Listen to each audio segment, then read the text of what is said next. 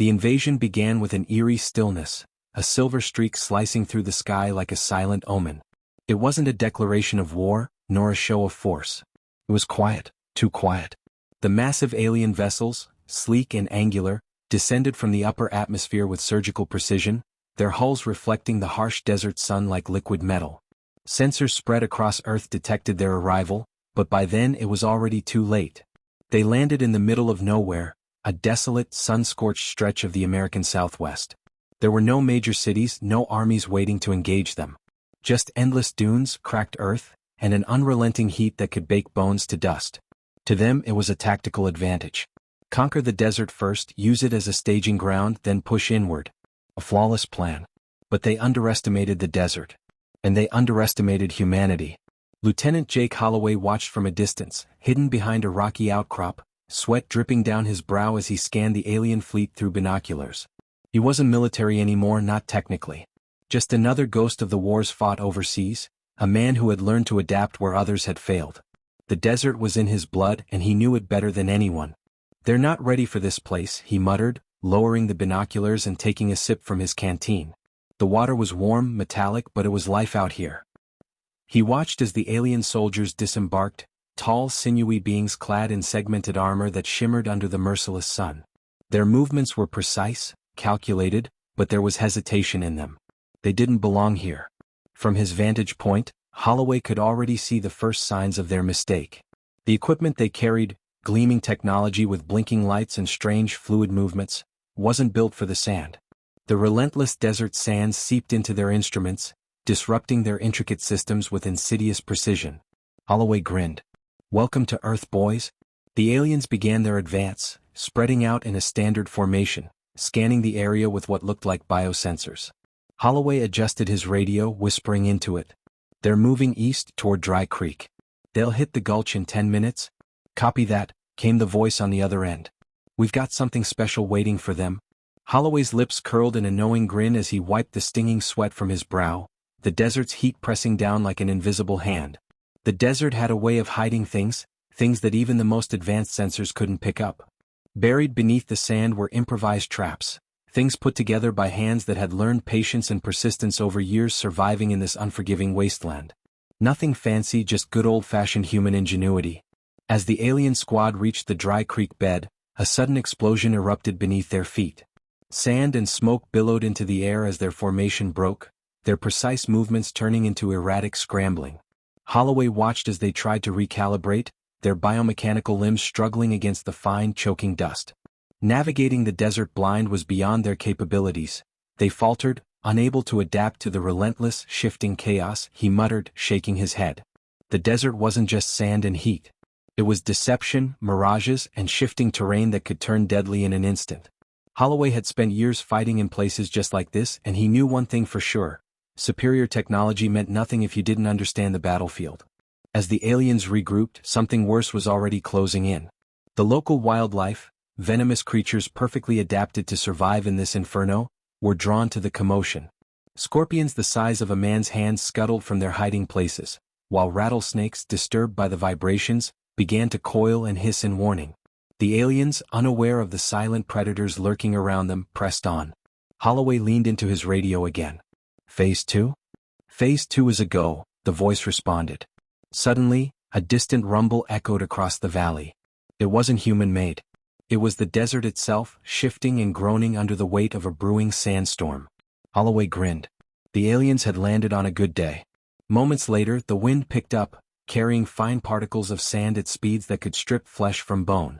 The alien soldiers' advanced optics flickered, struggling to adjust, their movements becoming more erratic. They tried to fall back, but their transport ships, those gleaming harbingers of doom, were already half buried under shifting dunes. "They don't get it," Holloway mused. "Out here we don't fight the desert. We let it fight for us." As the storm enveloped the alien force, obscuring them from view, Holloway slid back down the ridge and joined the small group of human fighters waiting below.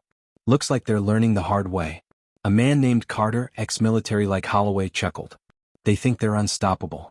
They're about to find out what living in hell really means." For all their technological superiority, the aliens had made a critical miscalculation. They saw Earth as a conquest, a planet of resources waiting to be harvested.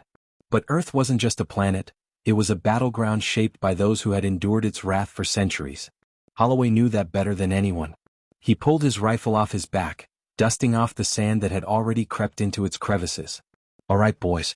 Time to teach M what it really means to survive out here."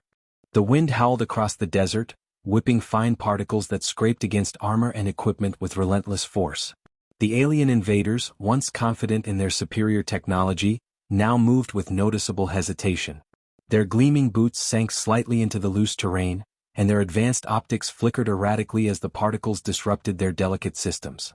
Lieutenant Jake Holloway crouched low behind a weathered rock formation, watching through the scope of his rifle. The aliens, once an impenetrable force, were slowly unraveling under the weight of an environment they couldn't control. He smirked, speaking softly into his radio. "Looks like they're having a rough time out here." "Copy that," Carter replied. "We've got eyes on their command center.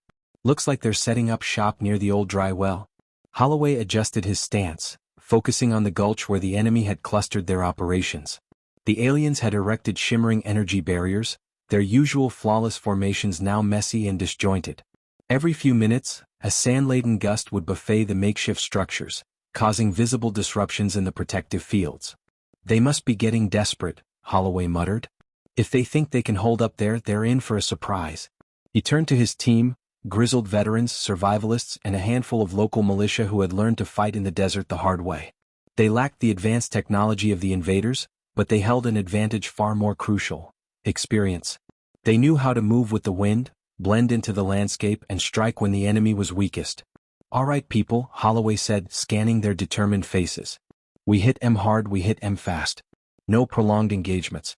We use the terrain, let the desert do the heavy lifting." The group nodded, checking their weapons and gear. They'd rigged up makeshift camouflage with strips of cloth and sand-colored paint, blending seamlessly into their surroundings. Holloway signaled, and they moved out, skirting the edge of the gulch with practiced ease. Down below, the aliens fumbled with their equipment, struggling to maintain communications through the electromagnetic interference generated by the shifting sands. Their frustration was evident. Their body language, once so rigid and confident, now betrayed growing unease. The first strike came without warning. A precisely timed explosion sent a thick cloud of dust and grit skyward, throwing the alien guards into disarray. Holloway's team swept in, rifles cracking in quick, precise bursts. They took out the perimeter guards before slipping back into the desert like ghosts. The aliens regrouped, adjusting their tactics, but it was too late. Holloway and his fighters knew the terrain too well, using hidden tunnels and natural cover to strike and disappear before the invaders could mount an effective defense. "They're panicking," Carter whispered over the radio. "They're firing blind." Holloway watched as the aliens unleashed a barrage of energy weapons into the darkness, their plasma bolts scorching the sand but hitting nothing of consequence. "Let M waste their energy," he said. "We've got time on our side." The battle dragged on, but it was a war of attrition the aliens couldn't win. Their supply lines, so meticulously planned, were cut off by sandstorms and targeted strikes. Their morale, once unwavering, was beginning to crack under the relentless onslaught of an enemy they couldn't see or predict. Holloway took a deep breath, wiping sweat from his brow as he watched another wave of alien soldiers struggle through the dunes. "Victory isn't about firepower," he said, mostly to himself. "We just have to outlast them." As the sun dipped below the horizon, casting long shadows across the battlefield, the aliens made their next desperate move. A massive transport ship descended, kicking up clouds of dust as it landed heavily. Holloway narrowed his eyes. "They're pulling out the big guns. Stay sharp." The ship's ramp descended, and out marched a new class of alien troops, larger, bulkier, and heavily armored. Their footsteps left deep impressions in the sand, but Holloway noticed something else: they were slower. He grinned. "Bigger isn't always better." Carter's voice crackled through the radio. "What's the play, boss?" Holloway considered their options. They could try to take down the ship, but that would risk exposing their entire operation. Instead, he opted for a more subtle approach. "We lead M into the canyon," Holloway decided. "They won't see it coming." Under the cover of night, his team moved swiftly, planting decoy signals to lure the alien force into a winding canyon flanked by steep, unstable cliffs. As the invaders pursued, the earth beneath them shifted treacherously, forcing them into a narrow bottleneck. "Now?" Holloway barked. A series of well-placed charges detonated, sending tons of rock cascading down, trapping the heavily armored aliens within the canyon's depths. Dust and debris filled the air as the rest of the team picked off the stragglers from above. The remaining alien forces, now leaderless and disoriented, fell into full retreat, their once imposing ships struggling to lift off as the sand threatened to consume them entirely. As the last of the invaders disappeared beyond the atmosphere, Holloway let out a long breath. "We did it," he said, watching the horizon. Carter clapped him on the back. "Told you we'd make em regret coming here." Holloway nodded, but his eyes remained fixed on the distant stars. "They'll be back. But next time they'll know, Earth doesn't surrender. And the desert never forgives." Holloway and his team stood at the canyon's edge, their silhouettes outlined against the fading sun, watching the last of the alien ships vanish into the darkening sky. The battle had been won, but the war was far from over. The desert wind carried the scent of scorched metal and ozone, a lingering reminder of their hard-fought victory. Holloway knew better than to celebrate too soon. "They'll be back," he muttered, more to himself than anyone else. "And next time they'll come smarter." Carter, wiping sweat from his forehead, chuckled dryly. "Let them come. We know the land better than they ever will." The team gathered their gear, scanning the horizon for any lingering threats. The desert had a way of swallowing up anything left behind, but Holloway knew the aliens weren't done with Earth. Their retreat wasn't surrender, it was recalibration.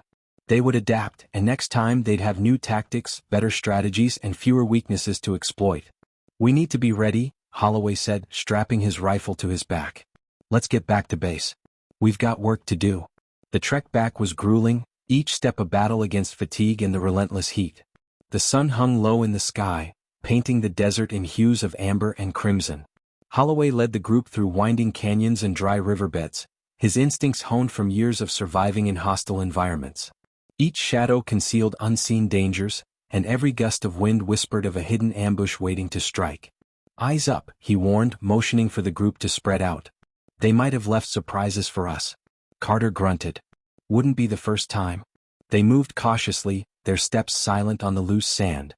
The remains of alien equipment littered the landscape, twisted metal, half-buried weapons, and the occasional scorch mark from an energy blast.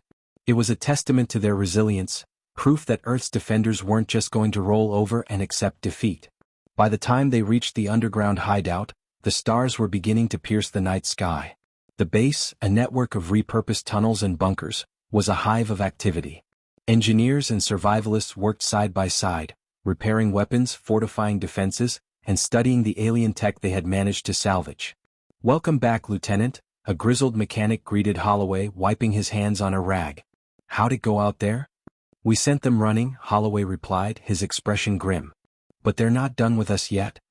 He made his way to the command center, a dimly lit room filled with makeshift monitors and communication equipment salvaged from military wreckage.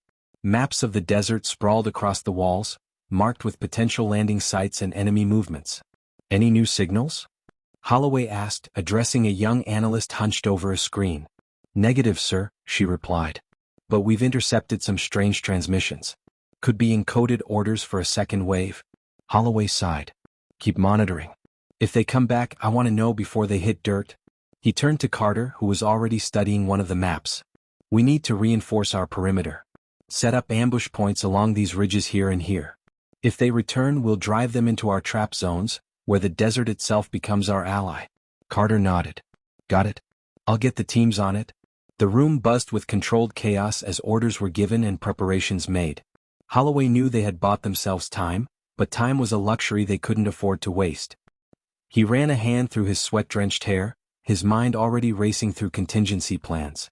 "We can't just defend," he murmured. "We need to hit them before they hit us." As if on cue, the analyst spoke up again. "Sir, we're picking up movement. Unidentified craft approaching from low orbit." Holloway's jaw tightened. "Looks like we won't have to wait long. Get everyone ready. This time we make sure they don't leave." The underground base buzzed with frantic energy, a chaotic symphony of clanging metal, hurried footsteps, and shouted orders. Holloway watched as his team sprang into action, preparing for the incoming threat. Engineers scrambled to reinforce entry points, welders sent showers of sparks as they patched up damage from the last assault, and snipers took position at vantage points overlooking the arid expanse beyond their hidden bunker. "ED on those ships?" Holloway asked, voice tight with urgency. 5 minutes, sir," the analyst replied, her fingers flying over the keyboard. They're coming in low and fast. Looks like a different approach this time. Carter, standing beside Holloway, scowled. They're learning. We'll see how much, Holloway said, his eyes scanning the map. Deploy decoys along the ridge. Make them think we're spread thinner than we are. Carter nodded and relayed the orders. The team moved swiftly, setting up reflective panels and heat emitters to mimic human activity across a broader area. The goal was simple: stretch the aliens' forces thin before they could concentrate their assault. The low rumble of approaching ships vibrated through the ground. Holloway tightened his grip on his rifle. Positions. This is what we've been training for. A blast of heat roared overhead as the alien craft streaked through the sky, kicking up waves of dust and debris.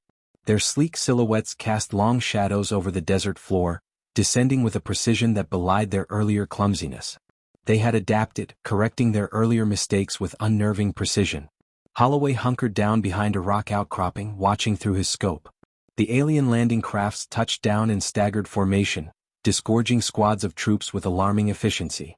They moved with purpose, scanning the terrain and moving in coordinated patterns. They're not messing around this time, Carter muttered, adjusting his sights. Neither are we, Holloway replied. On my signal? The first shots rang out, cutting through the dry air like a crack of thunder. Snipers took down key officers, sowing confusion in the enemy ranks. The aliens responded with disciplined fire, their energy weapons lighting up the night in brilliant arcs of blue and green. Hold the line. Holloway bellowed, moving to a better vantage point. He squeezed off rounds, watching as the aliens adapted to the chaos, reorganizing with frightening speed. They're faster, but they're still vulnerable. Keep hitting their command units. The desert became a battlefield of shifting sands and blistering heat. Holloway's team used their knowledge of the terrain to their advantage, drawing the invaders into tight corridors where their superior numbers counted for little.